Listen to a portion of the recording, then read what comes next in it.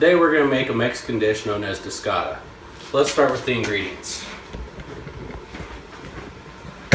Here we have bacon, pork, beef, some chorizo, and some bratwurst that I just took out of the casing. Smoked sausage, potatoes. Over here we have some onions, some diced tomato, some jalapeno peppers, red and green, some garlic, pepper, salt, and tortillas. Let's get started. First, well, let's check the temperature. Almost 400, that's pretty good.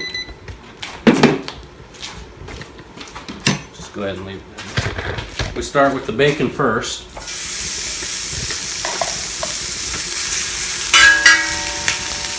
We want to render all that bacon fat and cook everything else in it.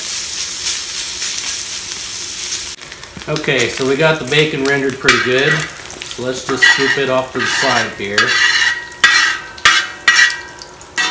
And we'll use this grease in the middle to cook the next ingredient, the pork. Dump it in off the side here so we don't get grease splatter on us.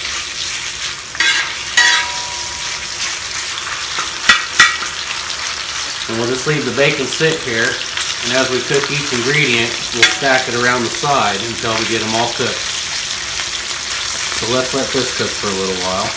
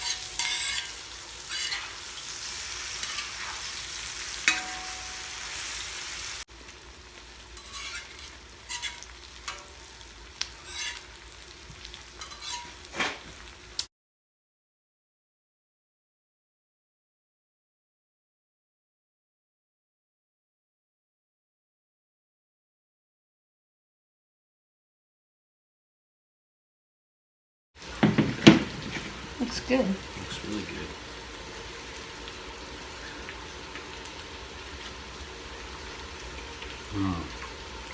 good. Juicy. Bueno. Good? Mm-hmm. Okay. I think that's really good. There you have it, Discada.